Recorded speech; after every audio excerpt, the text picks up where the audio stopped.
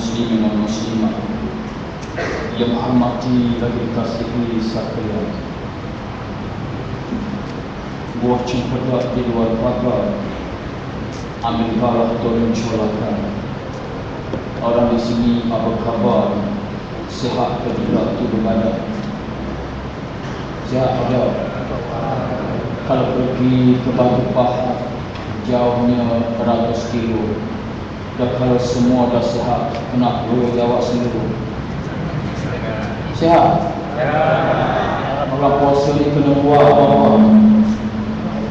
Tengok zaman Nabi puasa perang Badar, menang. Tu zaman dulu bos. Zaman sekarang Palestin yang diserang, dihentam habis-habisan, kehilangan harta benda, kehilangan makanan. Kerap kali berpuasa. Bila berpuasa dikuat, datang ke Malaysia, main bola 6-0 dia menang. Wah, kita nak buat kena puasa. Jadi sahabat-sahabat kita tadi telah meminta sumbangan derma. Saya juga nak minta sumbangan derma. InsyaAllah derma saya akan hafaz jadah selepas daripada semayang witir nanti. Tajuk saya pada malam ini dan derma saya akan disertakan dengan skim load wakaf RM20, RM60, RM100. Tajuk ceramah saya pada malam ini, marilah kita menjadi anak yang soleh dan yang salihah.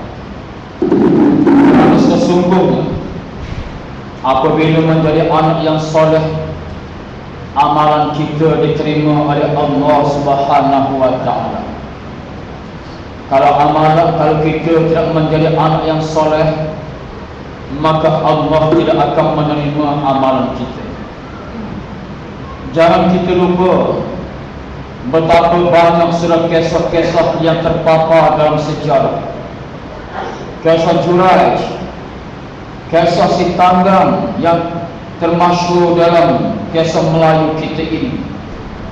Kerana derhaka pada orang tuanya, akhirnya disumpah menjadi batu. Kemudian kisah Alqamah seorang sahabat Nabi Muhammad sallallahu alaihi wasallam yang sembahyang di belakang Nabi, yang berperang bersama Nabi, tiba-tiba hendak meninggalkan dunia. Beliau tidak dapat mengucap dua kalimat syahadat. Sahabat yang keharanan lalu bertemu dengan Rasulullah sallallahu alaihi wasallam. Nabi terus menghantar para sahabatnya. 3 orang sahabat yang besar dihantar. Lakinu mautakum la ilaha illallah. Ajarkanlah orang yang mati di kalangan kamu dengan ucapan la ilaha illallah. Barang siapa yang akhir kalamnya dengan ucapan la ilaha illallah, dakhala al-jannah, dia akan masukkan ke dalam syurga. Bagaimana Alqamah nak masuk syurga sedangkan lidahnya keluh, tidak dapat mengucap dua kalimat syahadat? Itu sahabat tuan-tuan. Apatah lagi kita yang bukan sahabat, yang jarak kita dengan Rasulullah SAW 1400 tahun yang lalu. Mari kita berfikir malam ini, adakah kita nak mati nanti dalam keadaan yang mudah dan dapat mengucap dua kalimat syahadat? Kita bimbang. Betul kita merasakan kita tidak pernah derhaka kepada orang tua. Kita tidak pernah menghadik menengking mereka. Kerana firman Allah Subhanahu wa taala, wa min walidaini ihsanan, dan berbuat baiklah kamu kepada kedua orang tua kamu. Allah menyatakan, fala taqul lahuma uffin wa la tanharhuma wa qul lahuma qawlan karima. Dan jangan kamu berkata terhadap kedua orang tua kamu, dan jangan kamu menengking menghardik kedua mereka, dan berkatalah kamu dengan perkataan yang baik. Agama orang seorang anak yang baik, tetapi mengapa beliau tidak dapat mengucap? Sahabat pergi semula bertemu dengan Rasulullah sallallahu alaihi wasallam. Diberitakan dan Nabi mengatakan, kalau demikian sudah tentu Alqamah ada dosa dengan orang tuanya. Pergilah kamu mencari orang tua Alqamah, supaya Alqamah meminta ampun dan kemaafan dengan orang tuanya. Lalu bertemu dengan ibu Alqamah.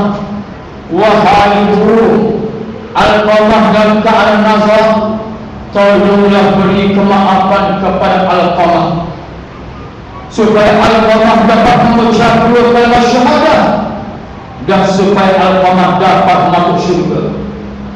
Lantas ibu tua menyatakan, sesungguhnya aku tidak mempunyai seorang anak pun. Aku tak ada anak, Alqamah bukan anak aku.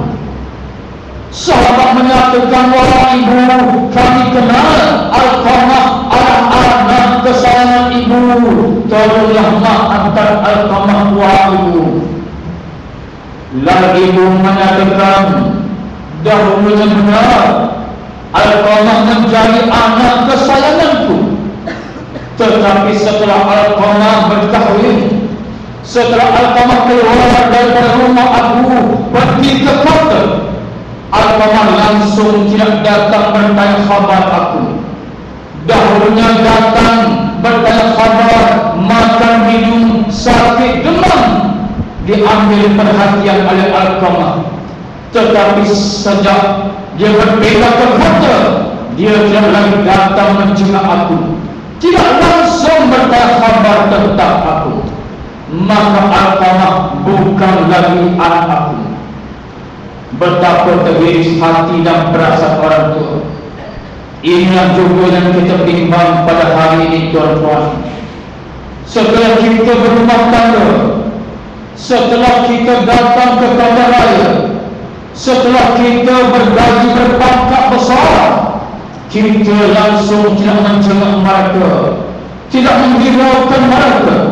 Kadang-kadang orang tua menelpon, apa jawapan kita? Kami sibuk, wahai ibu, kami banyak kerja, wahai ibu, kami tak dapat pulang hari raya, wahai ibu. Betapa teririsnya hati perasaan mereka. Kadang-kadang ibu bapa terpaksa mereka di rumah orang-orang tua. Mengapa 10 orang anak ibu bapa sanggup menjaga walaupun mereka fakir dan miskin?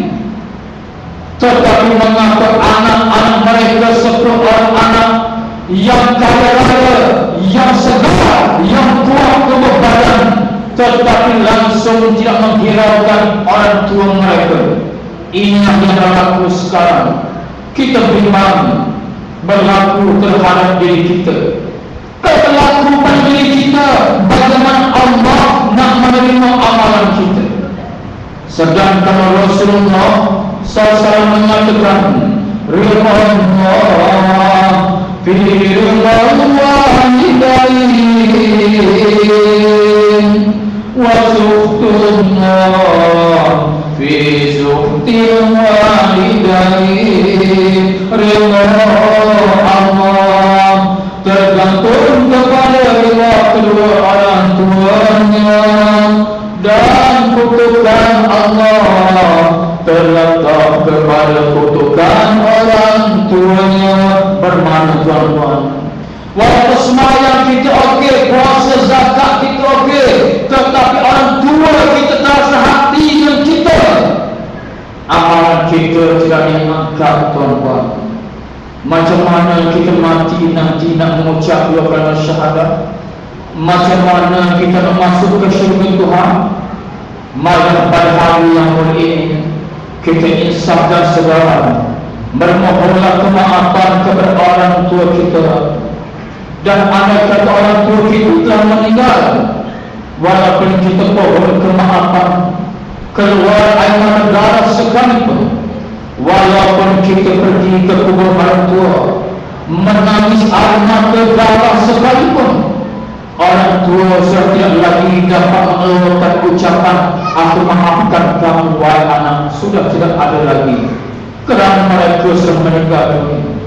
Malah sementara itu bapa kita masih ada, kita pohonkan ampun kemaafan kepada mereka. Mudah-mudahan Allah menerima segala amal kita. Tetapi andai kata orang tua kita sudah pergi meninggalkan kita, bagaimana hendak kita menembus segala dosa kesilapan yang pernah kita lakukan selama ini? Ya Allah, ya Tuhan, sesungguhnya Allahumma innaka afuwwun karim tuhibbul afwa fa'fu anna.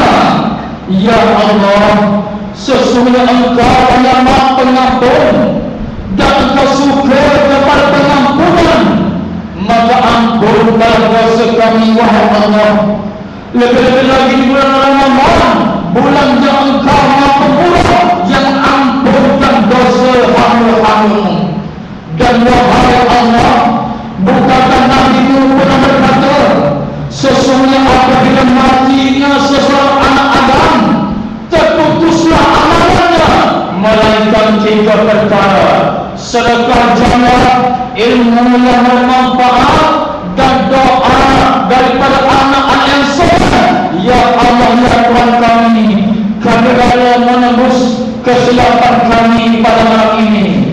Kami jadikan harta kepada kami pada malam ini sedekah jariah. Kami doakan untuk ibu bapa kami, kami niatkan untuk ibu bapa kami, maka terimalah amal kami, ampunkan dosa kesalahan kami.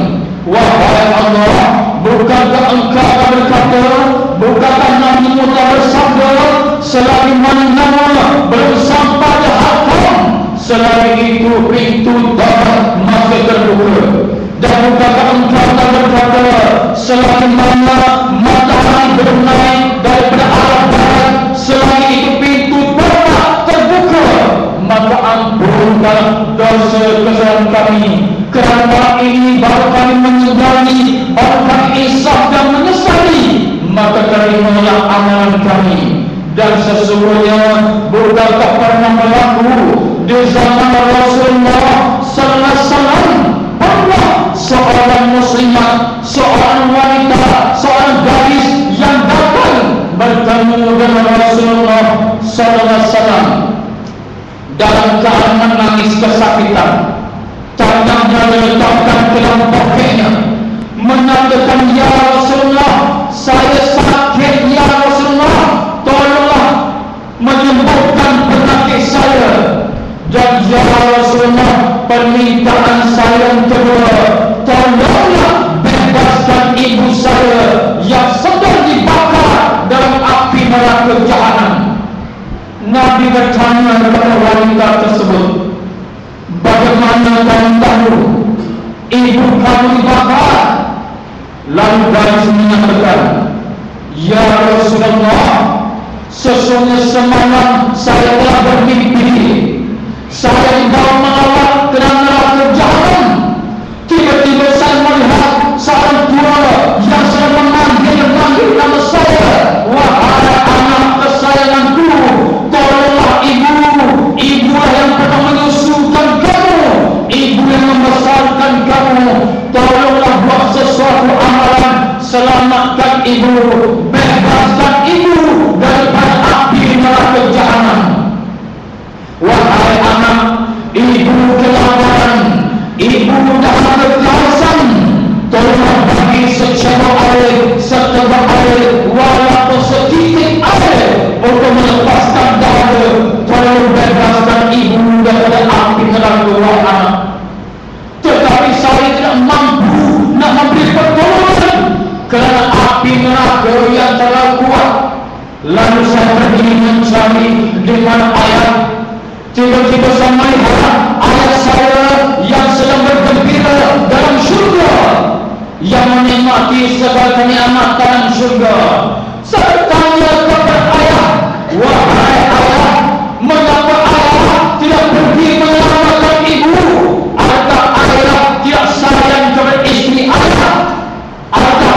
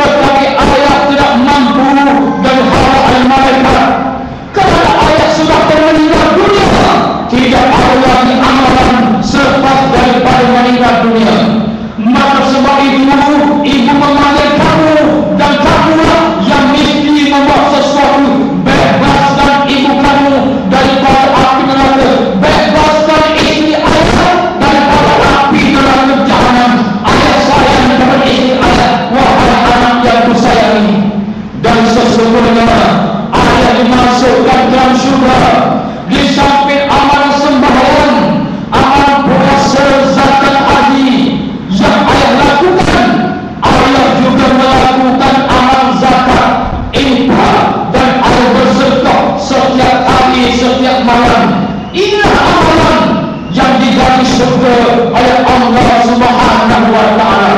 Tetapi sedangkan ibu kamu yang mempunyai harta benda yang banyak tetapi bakhil dan kerebut untuk memberi sumbangan, lihatlah di tangan ibu kamu ada darah dan di tangan kirinya ada keju.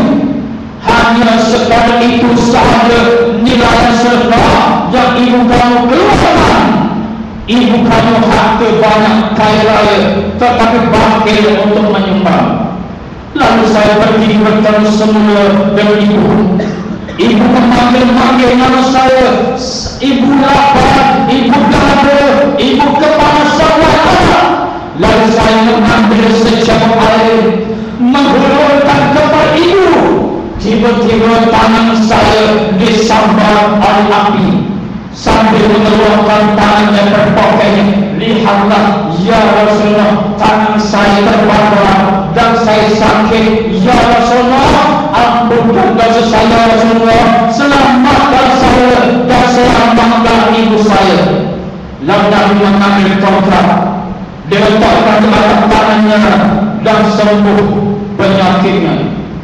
Dan lalu Nabi berkata, wahai gadis, pulanglah kamu ke rumah dan ambillah harta benda kamu dan kamu niatkan untuk orang tua kamu yang kamu bersedekah, kamu yang menyumbang, kamu mengeluarkan zakat, niatkan untuk orang tua kamu. Dan tersebut pulang ke rumahnya, mengambil harta dan mengeluarkan sumbangan. Dia datang bertemu Nabi. Nabi menyatakan, alhamdulillah, ibu kamu sudah terbebas dari api dan bencana. Insya Allah berkuat pada malam yang ini malah dilimpahkan menyumbang.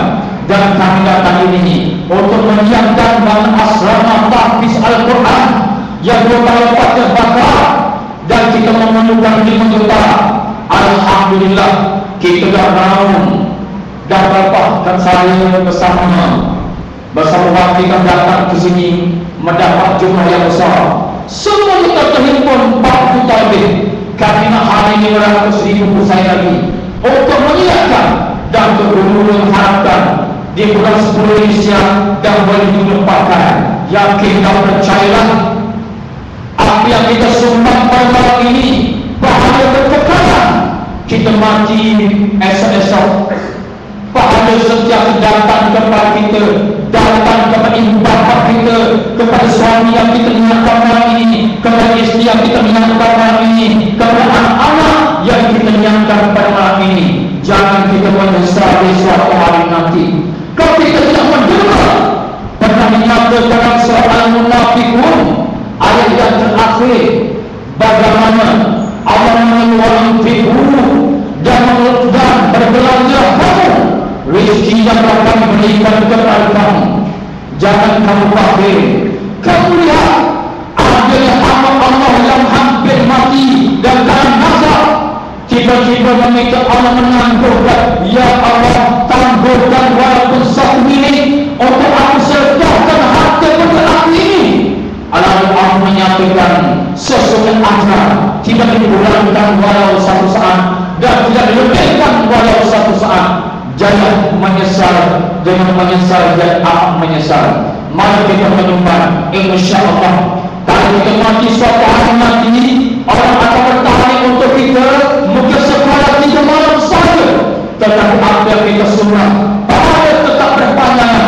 Walaupun pada hari ini kita tidak mempunyai gedung emas, tetapi mari kita membina gedung pahala, membina asrama tahfiz. Selain mana mengajar Al-Quran, belajar agama dan fisabilillah kesurupan pada malam ini, selagi itu gedung mencipta pahala untuk kita semua. Walaupun kita tidak ada gedung kisaran gandum, kisaran gula, tetapi malah kita membina gedung kisaran pahala untuk kita, suami kita, ibu bapa kita, isteri kita dan anak-anak kita. InsyaAllah yang anda mau jangan baca garis tersebut pulang dan berlepas zakat semula. InsyaAllah saya tunggu nak buat zakat harta benda, harta perniagaan, mas telur dan sebagainya dipersilakan. Nak buat cek pembeli, insya-Allah. Mudah-mudahan apa disampaikan pada malam ini mendapat manfaat bagi kita semua. Saya ucap terima kasih di atas peluang yang berikan, ucap terima kasih di atas sumbangan yang diberikan nanti sebagai nanti, dan saya ucap terima kasih jika sekiranya ada perkataan yang tidak sedap didengar. Kalau ada jalan yang patah, jangan simpan dalam peti. Kalau ada sedang salah, jangan simpan dalam hati. Wabillahi taufiq wal hidayah. Wassalamualaikum warahmatullahi wabarakatuh.